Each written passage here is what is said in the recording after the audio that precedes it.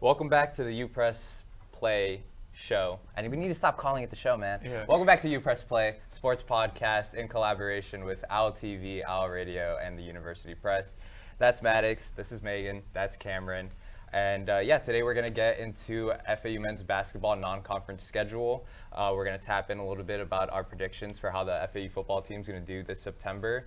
And get into NFL roster cuts that were just this past week. But before we get into all that, guys, how we feeling? Second week, how we doing?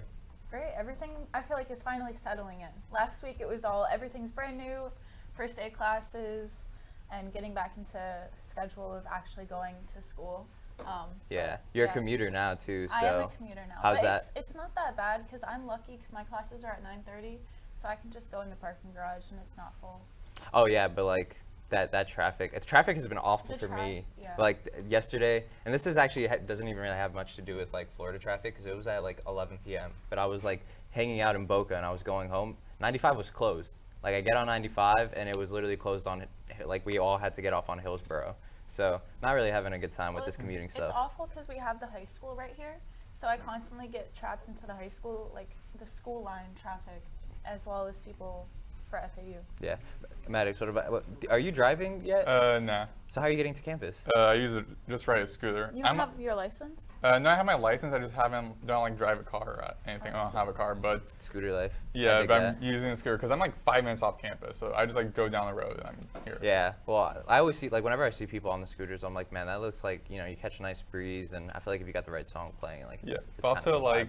like, I originally didn't like scooter people just because, like, the past couple of semesters, I'd be walking down, like, Diversity Way, and all of a sudden, whiz, right by me. Like, bro, I could almost hit you if I moved, like, one step toward, like, the wrong direction. I could have got hit and badly injured, so. Yeah, it's pretty bad. Yeah. And what about you, Cam? I've been good. Like Megan said, it's a lot less chaotic this week. Everything like class, the show is a lot less chaotic. We're getting, more comfortable. But yeah, no, football's back, which feels amazing. Got to watch some college football last weekend.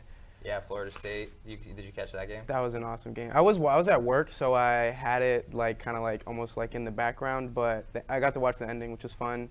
It's just so nice football being back, man. Yeah, no, I was kind of like talking to family and friends, and I feel like there's like extra hype around college football this season, and I really do think it has to do with the video game because I've been playing it heavy. But even if people that like don't have the game or haven't been playing it, I just think there's been so much like discourse over the summer about college football. And the 12-team playoff. That's got people excited. Playoff, that's definitely hype, especially with like a team like Florida State losing. There's still opportunity for them to still make it. People are going to want to see their favorite teams in the playoffs and things like that. But it's been great. It's been great hype.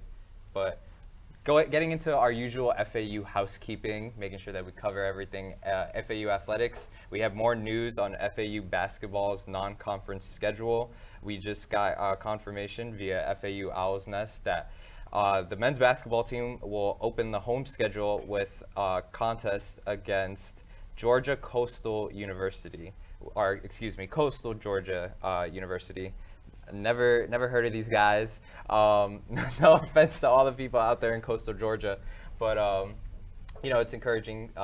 Last show we talked a little bit about, I believe, the Oklahoma State game and the Charleston Classic tournament that they'll be playing in. So it seems like a lot of news is slowly kind of creeping out about the schedule. This is probably a bye game. According to Owl's Nest as well, this is going to count as a regular season contest for Florida Atlantic, but an exhibition for Coastal men's basketball. So, Yeah. I've never heard of that before. Yeah, it happens all the time, yeah. So how's it? But so if we lose, it's bad. It goes against our record. But if they lose, it's just like whatever. Essentially. Well, hey, shout out to Coach Jacobs. He's mentioned that he's like a scheduling wizard and he knows how to. For FAU, it's a tune-up game.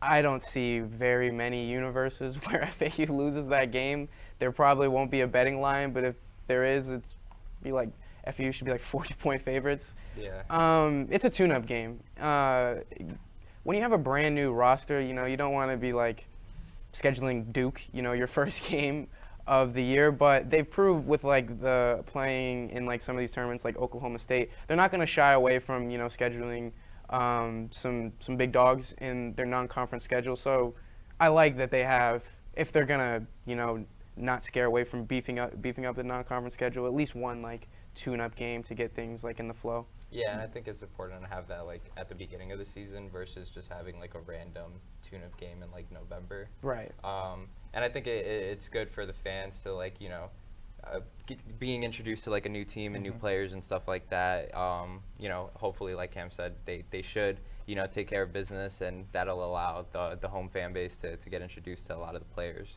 Yep, I think also we just like good for the players as well, just getting like new to the system of play and just like kind of getting familiar with one another, playing as a team, and also again just like building confidence for a team. Of course, you want to have like competitive games to kind of show your worth, but also like having some of those like easier games, like beatable games early in the season, especially against a team in the NAIA. So having like something like that kind of boosts the confidence of the team, feeling confident heading towards opponents like Oklahoma State, like UCF, having faced those higher up teams, at least having some easier games to play against before that. I think it's good too because the athletes, the players, they're gonna have to get used to the environment in the arena now.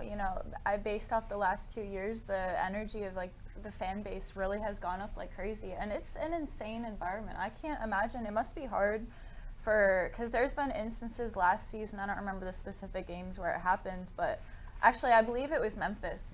I know exactly head what you're coach, talking about. He said that it was so loud he couldn't talk about the plays. So I feel like it's good too, I like how Cameron described it as a tune-up game, like just getting in the flow of actually playing in their home court. Yeah, and it being like an exhibition for Coastal Georgia, I don't want to necessarily say that they won't take it serious, because usually when a smaller school plays a bigger school, there's always like that chip on the shoulder.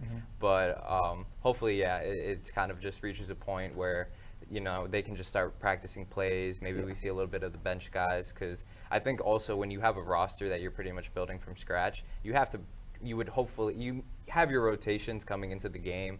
I kind of expect like anywhere between like a 10 to a 12 player rotation, at least for the first couple weeks, just because they're practicing already, and Coach Jacobs probably already has an idea of what his depth chart looks like. But you want to see what you really have, and health plays a factor as well. So guys got to be ready for like that next man up mentality. But going into the next game, which is, I would definitely say, quite a stark contrast from what we would call a tune-up game. Confirmations via Rocco Miller, who's a well-known bracketologist. For people that don't know what that means, for the people that don't keep up college basketball, it's pretty much like people that kind of predict the 64 teams that will be in the NCAA March Madness tournament. Sources have confirmed to him that there will be a game between Michigan State and Florida Atlantic. No, this is not football. We will also be playing them in basketball. The date is set for December 21st, which is a Saturday, and the game will be in East Lansing. So, thoughts on another Power 4 schedule on the list? We already have confirmation that they'll at least play Oklahoma State. There's some high mid-majors in that tournament as well. There was also sources confirming a game against Indiana State, which is a very popular mid-major last season. So beefing up the schedule, but what do we think about FAU against MSU? That's kind of shocking. Like Michigan State, they've had their basketball team has always been pretty solid in their program. Like that's one of the things they're known for. Their basketball and like their hockey teams have always been good, and that's kind of what they're known for. And like 2 years ago when FAU first got into the Final Four, they had the chance to play Michigan State, but then Michigan State ended up losing, so that's why. That's a really tough. It'll be a tough game, but it definitely we can see how the team's strength, and especially since it might be in East Lansing, that'll definitely play a factor. But yeah, I'm excited to see that matchup. Yeah, I also feel like I'm really excited for that matchup as well, especially with a legendary coach like Tom Izzo in that program like Michigan State, who have had a very deep program, plenty of famous alumni, notable alumni, including, if I remember correctly, Magic? Yeah, I was gonna say like Magic Johnson. I'm pretty sure went to Michigan State. So like, including him, a tremendous Hall of Famer, great basketball player. So I understand you're great in the word tremendous. I knew that grid, but that great tremendous. He's a tremendous talent. Yeah, but that great program they have there. So it'll be definitely a test for FAU. But again, that's what we want to see. We want to see you going against these tough opponents early on, leading into the conference play, which also would be very tough, as we saw in the last postseason. That was a very difficult, exciting tournament to see. So I'm excited for this. Yeah, now knowing that they're playing Michigan State, I like them having that tune-up game before even more. But like we said, they're not shying away from beefing up their non-conference schedule. That game will tell them a lot because that early in the season, playing a team like Michigan State. Right before you're about to get into conference play. Right. Obviously, you're going into the game playing to win, but you're more. I'm in a game like that. I'm more looking like, do you go in there and not fold, not get run off the court?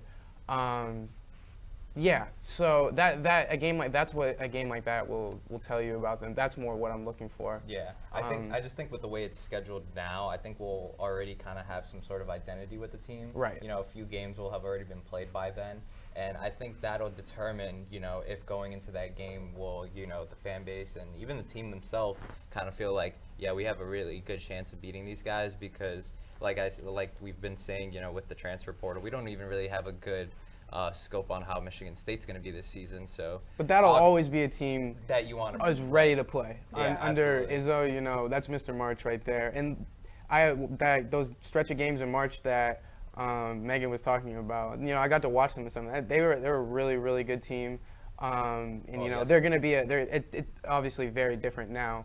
But that's always going to be a team that's has talented players, especially talented guard play always, and a team that's going to be ready to play. So even 4 months, however far we are from the season, that's a game you can circle. We're going to find out a lot about this team that we don't really know too much about. That game, we're going to find out a lot about them. Plus, especially being a Big Ten opponent as well, that conference just grew, and Yeah. they have a lot of talented programs there. Oregon, Purdue, Indiana, those big known, prestigious basketball programs as well. So it'll be a very good challenge for FAU to face early on in the season. For yeah, sure. and I think it's kind of one of those games that, obviously it's kind of, there's a specific phrase for it where if you win, it's absolutely great, but if you lose, it's really not that bad. Because I think Michigan State, they always ramp up and always go on a nice little win streak come February going into March. So, talking about the way the quad system works and quad wins on our last show, which you can check out at OwlTV. All our episodes are on there on YouTube. It's if we win that game, we have to pretty much support Michigan State for the rest of the season, which is never really too hard. I think Tom Izzo's a great guy, a great coach, just from what I've seen covering the sport. And they have plenty of opportunity to, really beef up their win stuff. So if we win that game, it could kind of be like Arizona last year, where it can probably be a quad one win, which is absolutely great for the resume for the rest of the season. And even if you don't win that game, a quad one loss isn't. That's what I'm saying. Rolling into East Lansing, it's not an easy place to play, and giving a really a top 25 team a run for their money, even if you don't win the game, that looks good on your resume. So, but losing a game like Coastal Georgia, that also looks really bad. I think you would immediately be banned from March Madness. That happened I think last season early on with FAU. When President we lost to FGCU, and the next opponent FGCU played, FGCU was blown out in their own arena or something. So it looked very bad on FAU, being y'all lost by I can't express though how much worse of a loss Coastal Georgia is than Bryant, I feel just because it's like we're watching tennis. Because FGCU, I forgot exactly what conference they're not Sun Belt. Atlantic 10, I want to say. Yeah, around that conference, but then got Coastal Georgia and their NAIA, which is kind of the little brother of the NCAA, so it kind of even more a lower all in all, it's a game they can't lose. NAIA, but it's a little bit lower competitively versus any NCAA team. So losing to Coastal Georgia, even just a little it's crazy we're even discussing that as a possibility. No, but I think we have to because because we just don't know. Right. You just what never to know with expect. college basketball. That's sports. You know? And specifically just the team, you know, we Yeah. haven't, seen what they look like. Obviously, I think from a talent perspective, yeah, give me FA smashing that over. Or what's the terminology when like the spread? Give me the spread. Oh, I don't covering bet- the spread, yeah. Yeah, Covering I the don't spread. bet. Well, actually, I won't say that, but I don't bet personally because it's scary. I hit on one bet one time. I think it was one of the ones where, what did you call it, a parlay? Parlay. Oh, give me the over on points, the guys under on rebounds. I hit it. It was like $20 to win 100. Or no, excuse me. They almost It was- got you. It was 20 to win 50, and when I won it, it was preseason NBA, Yeah. mind you. The only reason I knew it would Bro hit. was betting on preseason NBA. No, bro, but because I wanted to try it. Bro And was betting on preseason no, the reason NBA. it's foolproof, right, is because I knew this was when Paolo Banchero of the Orlando Magic, he was a rookie. So I knew, all right, it's preseason, he's a rookie, he's gonna play. Give me the over on the points. And then the Heat were not playing any of their starters, so I was like, all right, let me get Duncan Robinson over on the threes. There's a few more things in the mix in that parlay I hit. I was like, holy smokes, this feels great. It's so amazing. Yep, there it is. Nah, they they got got you. me, they got me. They got him. And then they got him. I lost those because this app that I used to bet on, you have to win a certain amount of money to actually take it out. So That's I a placed weird it. rule. What? Yeah, no, it's real, and that's how they got me. Was that like DraftKings? We will not discuss Yeah, you the won't. app. If you want us to promo, hit us up. But yeah, and then I ended up losing the whole $50, and after Nice. that, I was like, You're done. Yeah, I'm I done. tried Retired. some of that like sports stuff as well, and like I just wasn't good at it. Like made some predictions. Then when I was like, The most I'll do is- I'm like bored by this. I was like, all right. yeah, the most I'll do is fantasy football, and actually the few first times that I've done fantasy football, it was never for money, but then I actually won.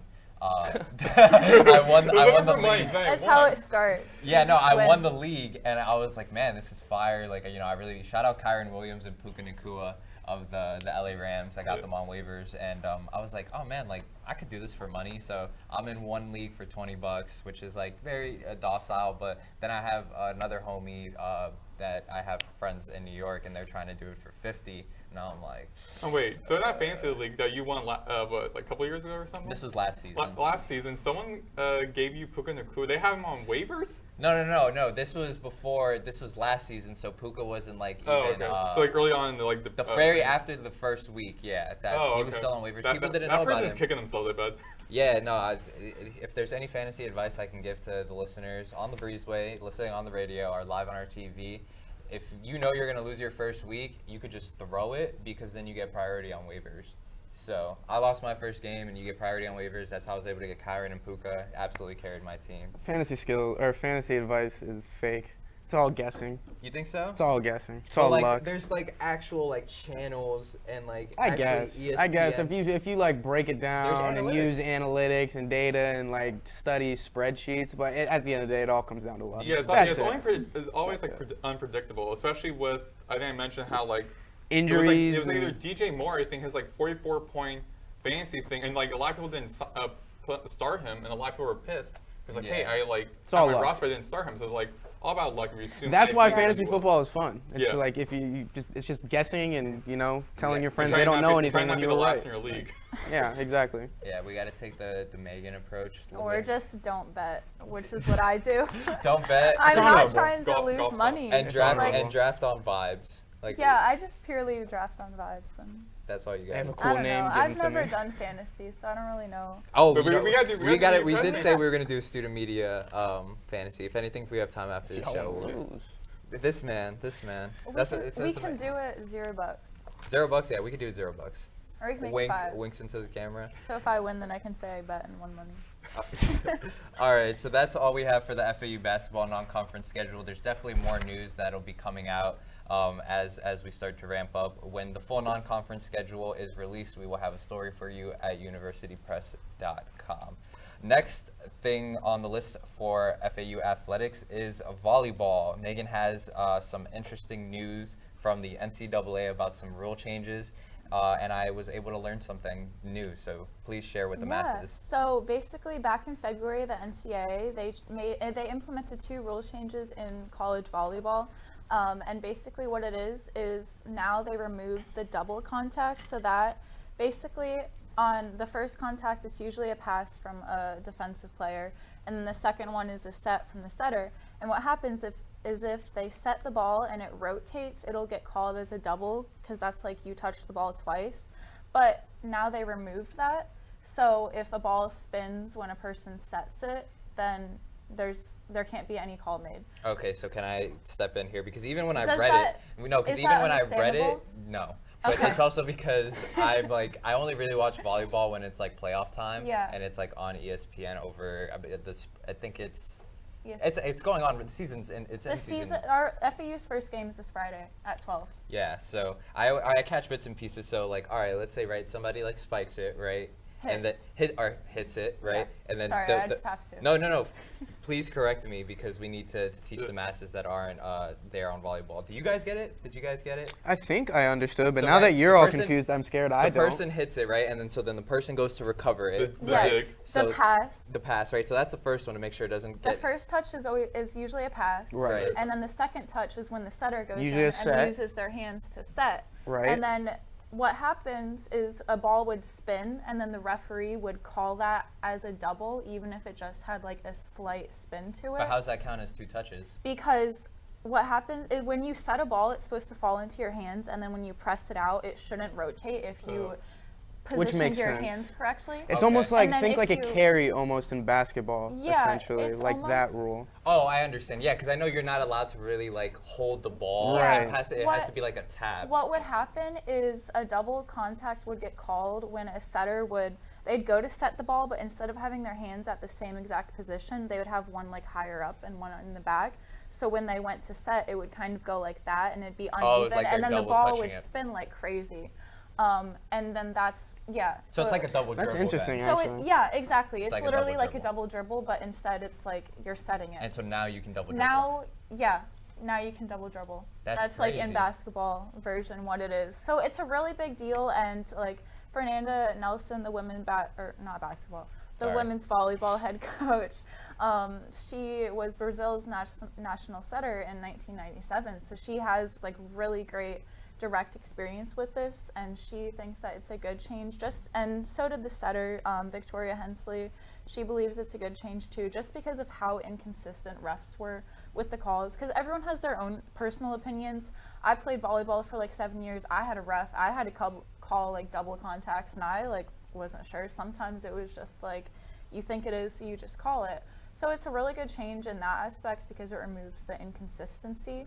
And it also kind of takes it out of the ref's hand. Yeah, exactly. It takes kind of some of the like game decisions out of the ref's hand. And also one of the things that the coach really liked about it is now, like, let's say the setter is the first person to contact the ball. Like, let's say they pass it first. Okay. Now, when a defensive specialist or a hitter, who aren't the people that are trained to set perfectly, now they can just set and not have a fear of getting called, which is something that she said she really liked. And I thought that was like a great perspective, because I didn't really think about that.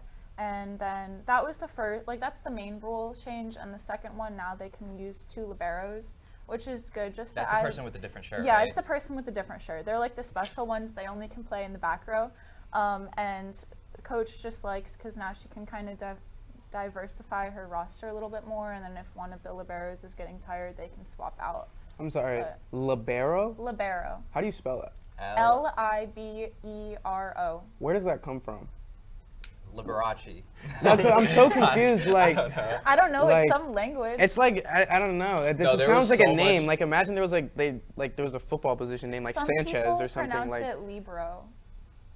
So Okay. wait, you can only have one libero You can only have one on libero your roster, or on the on floor. the court. So now you can have. So what? The way I No, now, okay, it used to be you only could have one on your roster. Maddox's face. He's so locked in. Yeah, It because used I'm to, playing the game. it I'm used, playing the games it- in the next couple of weeks, so I'm trying to like, Yeah, understand write the that rules. down, write that I'm trying down. to memorize like the rules. it used to be only one libero could be on the roster.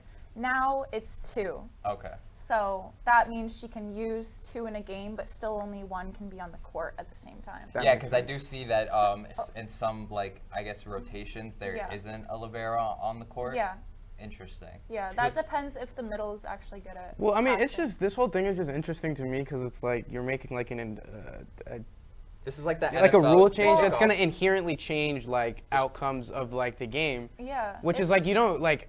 I'm trying to think of like a comparison to like To a me, it's the major NFL. sports. It's the NFL kickoff, the new rule.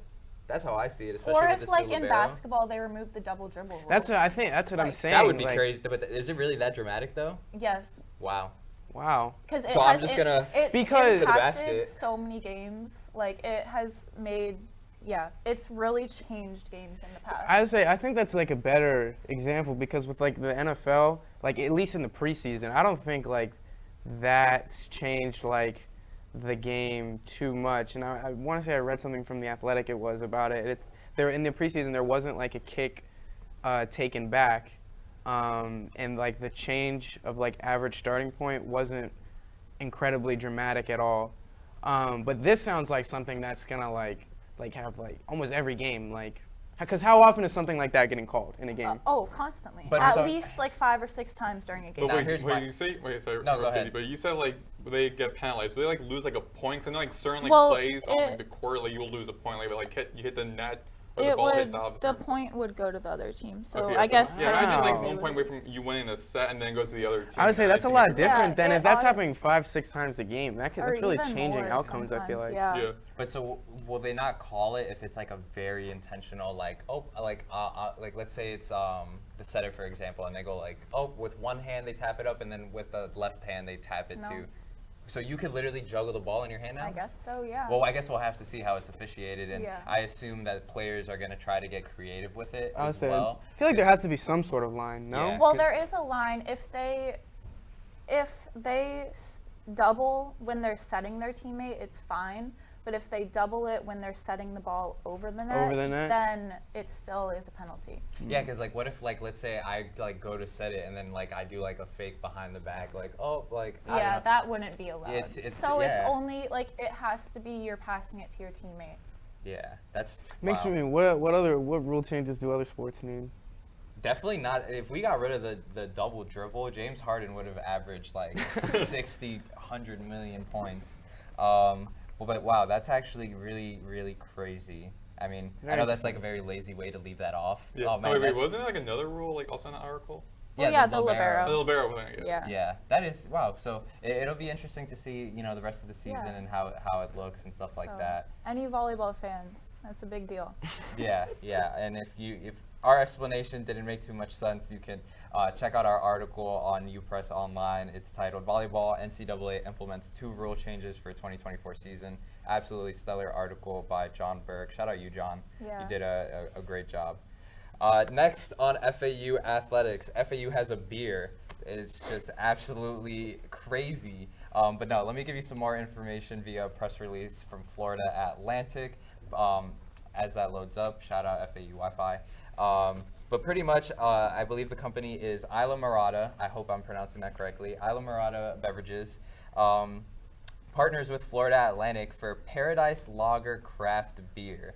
The beginning reads, Florida Atlantic has partnered with Isla Morada Beverages to launch Paradise Lager, the official craft beer of the Owls. The beer will debut in athletic venues, including FAU Stadium, and be sold in select retail locations across the Tri-County area in the coming weeks. I sent this to Megan as an idea for a story because there's plenty of things to discuss here that we will somewhat get to right now. But I just remember the first thing she said was, "Man, that can is sick," and I can't lie. The can from a marketing standpoint is pretty cool. But I mean, guys, what do we think about that? I think it's dope. I think it's a really cool idea. They're not though. FAU. Disclaimer: FAU is definitely not like the first to do this. Are but they though? They are no, they're Well, not. they're Yeah, 'cause I was saying, probably like, not. Like I want to say like, FIU like a year ago had one, and there are other schools who have done it before. But I think it's like it's good that like FAU is keeping up with the Joneses and doing like these marketing things to make sure that they're staying competitive with resources, facilities, NIL. So it's cool that they're doing it. And also like that they partnered with this company because for those of you who don't know, that same company 3 years ago, when Cozy Perry still played quarterback, they did an NIL deal with him, and he became like the first college athlete to have like an alcohol NIL deal. So I think it's cool that you know, they have. We'll like, be a story. writing that down for our story. But I gotta Take say, when I notes. was listening to that, I immediately thought of what happened. There's like some news recently about like I think like 24 or 25 like limited teams are getting like a limited deal sponsorship with Bud Light.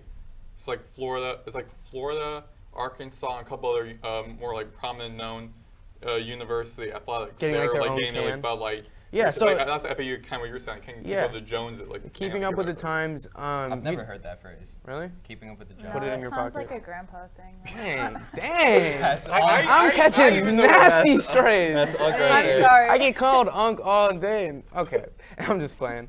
But I think it's a cool way to, you know, it's like, I think we talked about it last week. You know, the position FAU's in, they got to be doing everything they can, things like this, to keep up with like the big dogs, the blue bloods. So I think it's cool. And we were talking about it before. It's just they're going to be selling this at games. Correct me if I'm wrong. Yes, it'll be at FAU Stadium, sold in retail locations across the Tri-County area. So people, all the fans, rejoice that you have something besides Rolling Rock to enjoy now. So. Yeah. Yeah, I just think the first thing that really struck me, and I didn't actually know that about Nikosi's NIL deal, Yeah. is sort of just like the optics of that, because I understand for Nikosi Perry, he was a graduate student probably by the time he signed this deal, so he was probably of drinking age, but I think it's just an interesting move that I would like to understand more, and which we will definitely dive into in our article, is if there's really no concern to kind of, for college campuses to be partnering with alcoholic companies, because majority of FAU student population is underage. Some of the athletes aren't of drinking age, so you know, signing this deal, they'll definitely have to be pretty conscious of, you know, okay, well, I want this player to, you know, have an NIL deal and promote our beverage, but are they even of drinking age? And you know, there's going to definitely be, just inherently, you know, being honest here, there's going to be students that want to try it and aren't going to be able to, but, you know, we're not naive. They'll find a way. So, you know, I think from a marketing standpoint, and obviously for alumni and you know, the older students, I think it's really cool, and it shows like a strong brand and identity, but I'm just very curious about the optics of that. Yeah, I think also it'd be good for FAU just because, as I was saying with the Bud Light thing, that's kind of a limited time deal. And that Bud Light sharing with other universities versus with FAU, this local brewery that has already a history with NIL for FAU.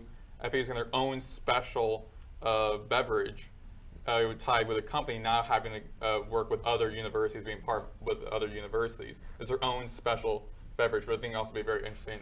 Yeah, well, it's interesting too because like last week I had the article about Celsius, and like certain athletes are being told don't do partnerships like with Celsius because it's not a good drink for you. So it's interesting to me too that they're promoting beer, which is, alcohol isn't like good for you. So it's kind of like, are they gonna allow the athletes to promote it since it's an FAU brand, even though it's not really something that is like a healthy kind of habit? Well, to play devil's devil's advocate as I drink my soda, most things aren't really good for you. Well, but I do understand what you're saying. Yeah, I know most things aren't good for you, but that's why it kind of was just shocking to me, because it's like they have these regulations where student athletes can't promote like an energy drink, but then, which is supposed to like give you energy and kind of like promote like your skill during a game, but then it's like this, which obviously they probably didn't do the partnerships specifically so athletes could promote it, but that's just one of the things that arises. I just imagine like Cam Fancher, he does a commercial where he like throws like a game-winning touchdown, and he's like, yeah, and then he like cracks open a beer like Stone Cold and like No, cracks them together. No, Coach Herman, they like dumped the Gatorade tank with the with the Isla Morada, the Paradise Lager. But I'm more interested what it's gonna taste like. He is 21. True. So true. yes, he is 21. I am 21. They are. We I are won't say not. unfortunately, but you guys are not. So But you guys have. that's When's your birthday? May 27th. I'm in January. Okay, so you have a really long time before you can try it. Yeah. And hopefully it is not discontinued by then. Hopefully not, because that can, like, that's what I said. It is a collector's. The can's so cool. Like, I would want the can just to, like, as an FAU student, it's like When that'd be a when cool you guys are display. done, if you guys are going to try the beer, at least leave one of the Yeah, cans just for save Yeah, us. we're gonna have to crack it open Save and us empty the it. empty ones. Yeah, we'll have to give it to you empty. But yeah, very, very interesting. But I mean, overall, as a FAU student, obviously we want to see the university do well and the brand grow. So just an interesting choice. And now it just kind of makes me think like there's really no limit to partnerships and deals in college athletics. Yeah, actually, we had the conversation that commercialization is just absolutely off the charts right now. It is. Yeah, actually, I was gonna say I was thinking about this, and you guys were discussing about like of age thing of like you can't drink it. Oh, you gotta be 21 to drink. Also, kind of like gambling, like 21s in some states. Also, sports gambling depends on like certain states and the age. So I'm wondering also like soon enough with like some teams like maybe UNLV in Las Vegas, they're gonna have a sponsorship like Caesars or whatnot. In which case, like you're kind of promoting like some athletes. And it's It already won't be long. Sports gamble. So If you're questioning like how long, it won't be long. yeah, Like, I mean, they're already doing QR codes. They're doing like the logos on the field. So not doing like Yeah. beer. let's talk about that. Is that not a stupid idea? Can we give context to the audience? Oh, the QR. I think it was Oklahoma State, they have like a new NIL initiative to where their players wear QR codes on the back of their helmet. That As he points to his thigh. yeah, I'm not sure. On the back, like a QR code on the back of their helmet that I guess fans are supposed to be able to scan. I can't even I- stand it. I- They I- can't- I- How I- would it I wrote close down enough? I tweeted that being like, how are you going to watch like unless you're, Again, like, me with like on the my Jumbotron, $73 seats, like sitting next to God. I'm not gonna be able to Yeah, I like. was gonna say, like, you're, I'm like, not in gonna the be able. stands, so you I can't can't even see, so read moving his around. like number that's like this big up I can't there. even scan QR codes that right in front of my face. Right. I'm supposed So to scan I'm also the trying QR to from code. the TV too. It's like how are you expecting? to do I it? would say Moving that's around what the I was. field. Someone brought up like, oh well, like 90% of the people who are like doing this are gonna be like watching on TV, which like true, but again, I can't even scan it. And plus, I feel like the people who are making NIL donations aren't gonna be like watching from TV. They'll be at the game. So Yeah. Well, Like, also, imagine- like, who's gonna pause a game and just be like, "Oh, let me scan this QR code really quick so I can like." Or just imagine like it's a player like walking through the tunnel and there's a fan and it's like, hey, excuse me, turn your head, I- like I- scan. I know you're so locked in, but please turn around and stand there for 15 seconds so I can imagine scan your they're probably QR going to code. do something the Jumbotron, like at a certain point in the game, have like a CGI or whatever graphic of the Yeah. helmet, and then like having pan it. Okay, then like, for a what's the couple point of seconds. sticking the QR code on the back? I guess just to like also like show it on TV too or what? I don't know. Commercialization, man. It's, Now I'm just imagining like the team walking through their tunnel and then all the fans leaning over with their phones, like trying Turn to your head. scan No, their. but what we should do is find who the athletic director for Oklahoma State is and like interview him. Like, hey, Ask why him did you questions. do that? What was the thought process with Yeah. that? But no, it's moments like this that make me miss Key and Peele. Or maybe it'd be dope if like Saturday Night Live did a bit on like These the ridiculous commercialization NIL. and all these ridiculous NIL ideas and Yeah. stuff like that. Because that was definitely a funny one. But yeah, definitely interested to try this Isla Morada beverage. Once again, I am 21. But yeah, interesting for the school, and I'm just really curious to see what's next as far as a marketing or a partnership standpoint. But the last thing on the agenda for FAU housekeeping, this was honestly a really great segment, lots of things to talk about, is we have an article on the UPress page, staff predictions, expectations for the 2024 football season. If you want to read some of the staff's predictions on the season, what they believe the win and loss total is going to be, especially for the conference record, you can check that out on our website. I have the team going 6-6 and 4-4 in the non-conference schedule. I think that just to not read off my article, you know, when Tom Herman was hired, the expectation was a bowl game. There's been a bowl game drought since 2020, since Willie Taggart was the head coach, and even then they lost that game. And I mean, the bar for a bowl game is just 6 wins. There's hundreds of bowl games all over the country, so you know, to just get invited or considered for any one, you know, obviously I don't want to necessarily use the word mediocre, but there's just different levels to bowl games and things like that. It's just the truth about the state of the sport. And I'm looking, you know, at the schedule, and I just think that's a good place, you know, especially for Herman having to pretty much rebuild the roster. And, you know, with this being his first full off season with the team, you know, really catering to the type of offense that he wants to build, the defensive coordinator, Coach Rock Bellatoni, and the defense that he wants to build. I think right there, a middle of the pack team and a AAC that's definitely growing and a school that has definitely been focused on basketball the last 2 years. I think a neutral record and getting a bowl game, and if you win that bowl game, you end up above 500 for the year, and I think that's a pretty reasonable spot for them. Yeah. I think that's a. I know you have to go off the dome with it. I think 6-6. I think more should be like their floor, man. I think they should be like, I think like 8-4 might be what I would like, somewhere around there. Again, I'm not looking at their schedule right now. But whenever they hired, like you brought up Herman, whenever they hired Tom Herman, a coach that has coached at the University of Texas and won, I think, like 75% of his games there, was really, really good, a winner at Houston before that. I think 6-6 is like the floor of what you're expecting, because like you said, you're expecting to get in a bowl game with a guy like that every year. So I'd say, like, if they're just scraping in to a bowl game, that'd be like a disappointment, especially when you look at their schedule, because they don't play a tough schedule. Yeah, I believe the stat is that they have the weakest schedule in the AAC. I would say I don't have strength of schedule like stats in front of me. Yeah, I'll pull that but up if you were to tell me that, I wouldn't, because just looking at like their non-conference, yes, they play Michigan State week 1, but every other game in their non-conference schedule should be winnable. They should beat Wagner. I'm confident in their chances even going to Connecticut, right? Some people may not be as confident, but I am. I really think you should beat FIU, especially at home in a game like that. I think you should be competitive against Army. And that's just to name, like we said, September. So like they should be about like winning 3-4 of those games. That sets you up right, and coming out of September already with 3-4 wins, that's kind of setting you up to win, to get into a bowl game. And it's probably by design. Right, exactly. That's setting you up to get a bowl game.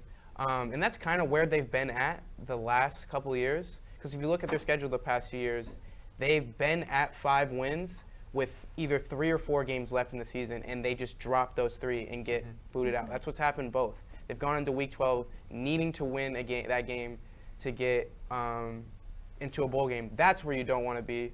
So, and that's what I'm assuming 6-6 would be. So I'm more expecting like an 8-4, and if you're going into week 12 playing for a bowl game still, that's a disappointment, I'd say. I'm gonna go the opposite way of you, and I feel like I don't see a bowl game happening this year. I think that it might happen. My prediction is going like 5-7. I feel like those couple of games leading up to the AAC is really what is going to determine if they get a bowl game. That's my perspective, because I personally think against Michigan State, that's probably a loss. Army, I really feel like Army is going to take that one. But then the FIU, the Connecticut, and the Wagner, if they can win all 3 of those, then I have faith that they're for sure going to win another 3 in the AAC to go and get that bowl game title.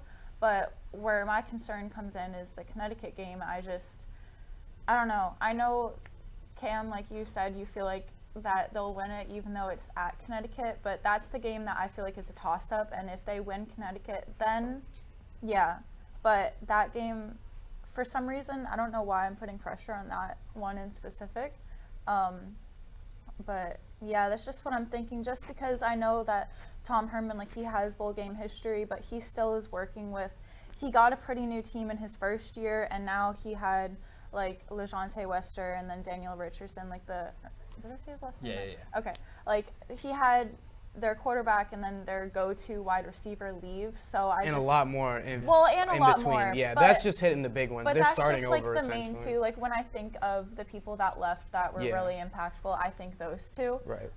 So that's just why, just because they still have a lot of new players on their roster, even though he had a whole off season. Yeah. That's why I'm saying 5-7. Yeah, and I put down they'll be just like JD 6-for-6, 4-for-4 in the conference.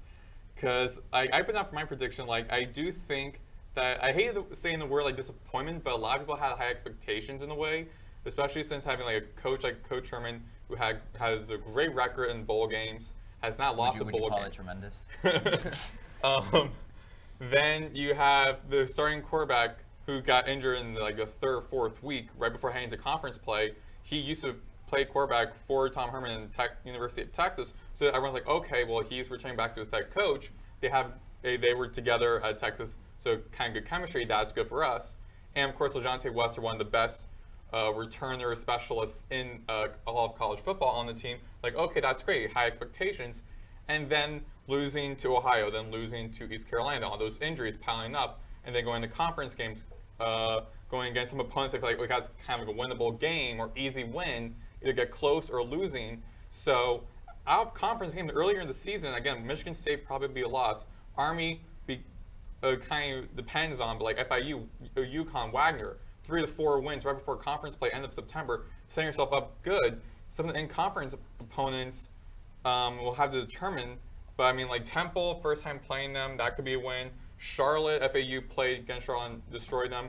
That's the end of the season. That could second to end the season.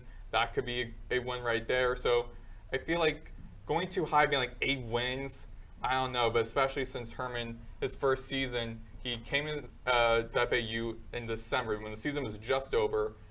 Didn't do much recruiting, while a lot of coaches kind of do recruiting right around that time for high school. He didn't do much recruiting. A lot of recruits, former coach Blake Taggart brought in, a lot of them kind of left, so he had to try and quickly work on his own recruits, but some did good, like Zeke Moore.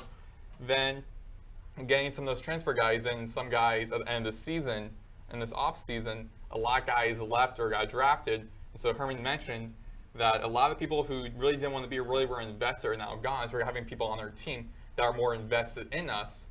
But that'll be leading to another problem of new coach, new figure out who would be the new wide receiver. Seeing how the defense is, especially since Jerron Morris was a key guy in that secondary. So what would your, like, where, if you had to, like, pin it right now, where do you say they end up week 12?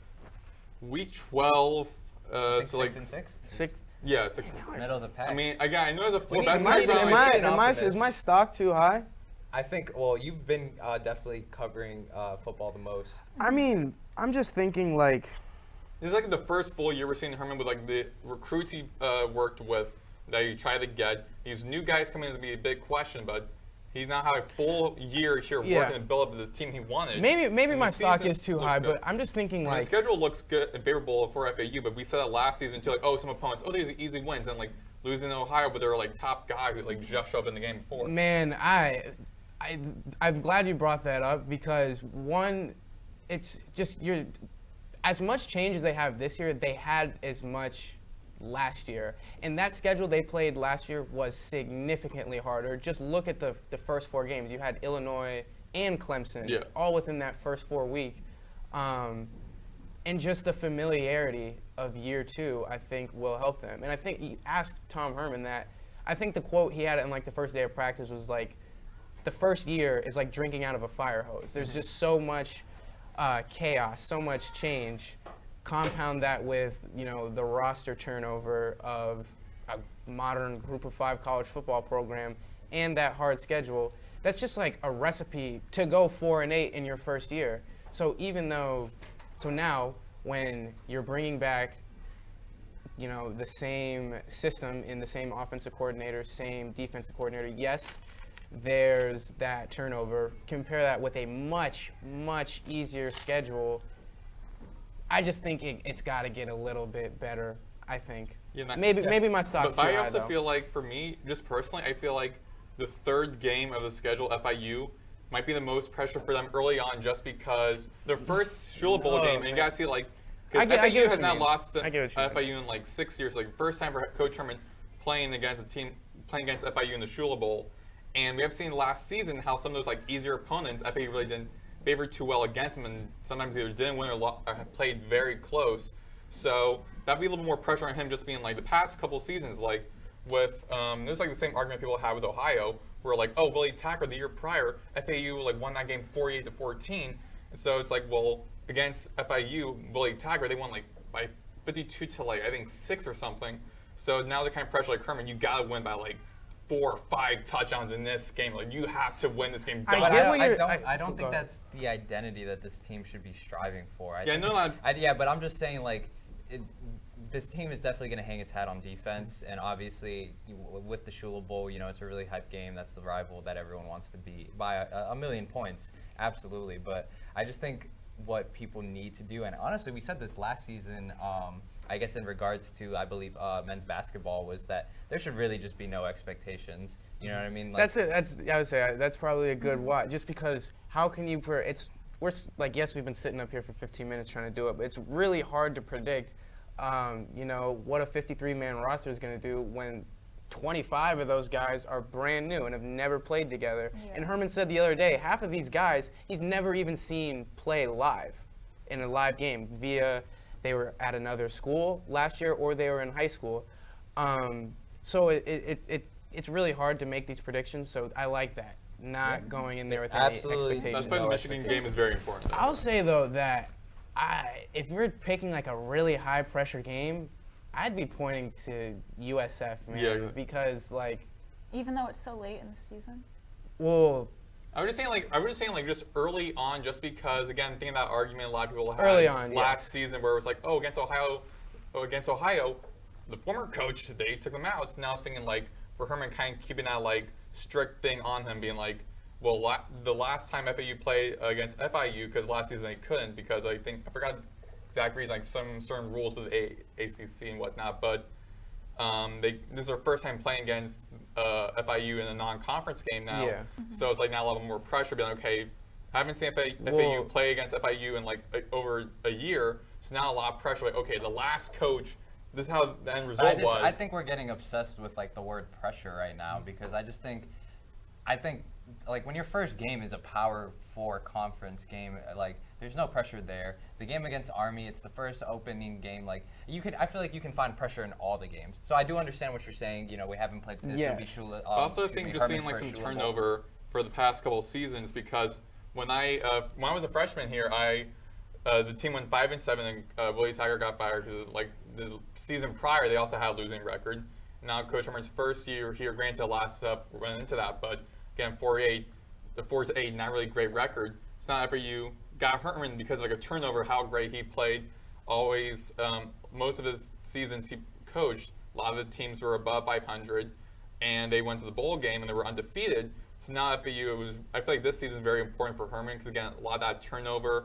We saw now like a full year under his system, under the off season, all of that.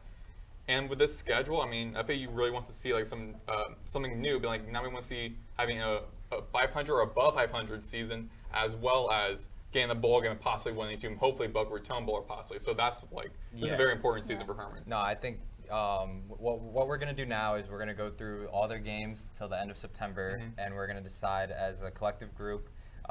Feel free to petition your decision if it's a win or a loss, and then I think from there we'll be able to kind of gauge how the rest of the season is going to look. Because I understand what you're saying, where I think by the end of September we'll know if this is going to be a repeat season of years past, or if there's actually going to be some change. If FAU can punch Michigan State in the mouth and make that game come down to the last few seconds. They're going 12-0. No, I'm kidding. I'm just If they kidding. win Michigan, Megan's like if the FAU defeats Michigan State, they're gonna go to. She's like, I'm going No. to start betting. But Right? actually, I'll that start also betting. That brings another thing to me as well, is also how big the season is. Also now with the new playoff format, where we've seen the AAC team like Cincinnati make it to the playoffs. So like now like a fifth conference. man, y'all talking about 6-6, but now we're bringing up the Man, playoffs. I'm saying like this Yeah, is a good bro, season, come on. but We're yeah. moving the goalposts. But Wait, let's you should have get- brought it up because you All said right, 8-4. let's break down our. Let's break down the schedule. Season. So, first game at Michigan State. That's a loss. Loss. Yeah. That's It's gonna be hard to play in there, man. It's tough, man. I mean, at least it shouldn't be too cold. Oh, well, actually, Megan will be on the scene, so. Yeah, we actually had to buy ponchos because it might be raining. Oh, really? Wait, really? Yeah, my dad bought some $2 Honestly- ponchos Well, I for didn't my even cat. know If that. the game's gonna be actually. raining, then I might give FAU a punching chance there. Man, It's not gonna no, be too that's good, gonna though. I make think it it's like worse for Really? FAU. 78 In a or game like so. this, the saying in a game like this, the biggest disadvantage to a team like FAU, like talent-wise, is the trenches. So in a game where it's pouring down rain and each team is like running the ball, like only passing like 15 times, and like running the ball like 50, that's not a game FAU is going to win. Rains like almost every That's single not day. my point. That's not Yeah. my point. It's that I'm saying FAU does not want to get into a ground and pound rock fight with Michigan State. They're not going to win that just because they're so disadvantaged in the trenches. Plus, All right. sometimes In a those game, rain in a games- game where That's it's what- raining, that's yeah, what's going to it's- happen, and it won't end well. It's a 40% chance of rain, so I guess we'll see. But the temperature is 85, so it's not going to be too cold. Like, that won't be a factor. It's just the rain. Yeah. 85 That's- in East Lansing. I know. I was hoping it'd be like 70. That's a loss. Too early for Yeah. that. September 7th, Saturday, 12 p.m. game against Army. I'm going to say that's a dub. I think the way Army plays, the way the concepts that they come up with in the run game and with all their motions, it's definitely going to be an interesting test for the defense. But I just think FAU has way more offensive firepower than Army. I say that's a win. What do we think? I'm gonna go with win, just because I'm confident. The defense was kind of like the strength of the team last year, and that's what this game's gonna come down to. You know, when you're playing a team like Army that's running the ball 50 times a game, it's gonna come down to like your front seven. And I'm after last year where the defense was a strength and don't have as many unknowns. I'm kind of more confident in the defense's ability than maybe the offense. So I like FAU in that game. Plus, it's at 12. It's a nooner. It's gonna give me FAU. All right, so we're all in agreement. So that's a dub. We're 1-1 on the season. Yep. September 14th, Saturday, 6 p.m. game. FIU, the Shula Bowl comes back to Boca. I'm gonna take a dub. I just Yeah. think if history repeats itself, FAU should take care of business. 7th straight win for FAU I in that agree. series. I Yeah. think that's a dub. All right, it goes unsaid for Cam. It's unanimous. We're 2-1 on the season. September 21st, Saturday game, 7 p.m. at Connecticut. Now, my rationale here is if you've already put together 2 wins back-to-back weeks, why not make it 3? I'll take a dub there for Connecticut. I mean, against Connecticut. But what? No, the dub is for FAU. For FAU? Yeah, I got them winning in Connecticut. I don't know. It's hard to make a prediction for this game because I'm, not like the most foremost authority on like UConn football. But like you said, if they can go to East Lansing, be competitive, and then build some confidence with 2 solid home wins in a row, I'd like their chances. Going to Connecticut and being able to steal one. Because is that game not on a Friday night too? Saturday. Saturday. 7 Okay. p.m. Yep. Yeah, so that's 3 games in 3 weeks exactly for the football team. Actually, 4 games in 4 weeks because September 28th, Saturday, 6 p.m. versus Wagner, Owl Family Weekend. I think at this point, it's so funny because it's actually not very accurate with what we predicted on the UP, but on the article. But I think at this point, if we have a win at Connecticut, you might as well just take care of business and go take out Wagner. I mean, they're also like FCS, and FAU like has pretty good record with FCS teams, especially the opener last season against Monmouth. Yeah, well, I mean, if they're going 3-1 in that stretch of the first 4, especially 3-1, and that one is a very competitive game at Michigan State, and then they follow it up by dropping Wagner at home, I don't really know what to think about this team. There'll be So riots in the streets. I'm gonna be going with a win on that game. Yeah, especially with good news for FAU is because I do agree that'll be easy win for FAU. Because if not, there would be some riots in the street. But also after that is a bye week. So bye week preparing for your first conference opponent for North Texas. First time both teams are playing each other in this conference. So Yeah. I mean, So that'd you be good for guys FAU. Good for confidently think that we're gonna after the Michigan State. That's what gonna I'm go saying. 4-0? Like y'all are. That's why I'm sitting here That's looking. what- Y'all are selling us short. Man, Listen, we I don't know. well, please pull up Bruh. if we look at the schedule just- again. If I'm just going out like Megan's saying, if we're It's going just 4-1, so hard, yeah. that would mean they would have to go 1-5. No, that's bad math. If they go 4-0, then you're right. Or they four could or easily go 4-1. 8-4. They would have to. That would have to be a monumental collapse. I'm sorry, monumental Yeah. collapse. Yeah. Which I mean, we've seen the past 2 years. It's been a collapse the past 2 years. But if they're going 1-5, they're finishing the season with a stretch of 1-5 in Tom Herman's second year. I really don't see that happening. So then maybe there's a loss at Army, but we already listen. We got to stand on business, all right? Because we already said it's a dub with Army and at Connecticut. I think if there's any two losable games, it's definitely Army and Connecticut. But I think FIU and Wagner should just be like no, I agree. bye I games think at Army that and point. Connecticut are kind of toss-ups. But if they win the Army game, then I have faith for Connecticut. But if they lose, then I don't have faith. Well, for Connecticut was like 3-9 last season. And Army, I think, was like 5-7 or something. I gotta do more research on them since I'm going to be calling that game for FAU, but for Owl Radio. But I'm just saying, if our prediction rings true and they start 4-1 and somehow find a way to miss a bowl game, conversations need to be had. This is why we have a podcast and we have articles, because we get to just move the goalpost on each different medium. But yeah, I mean, it'll be interesting to see our next show, which will be Friday, 4 to 5. Right after that, I mean, I'm probably gonna go find somewhere to watch that game.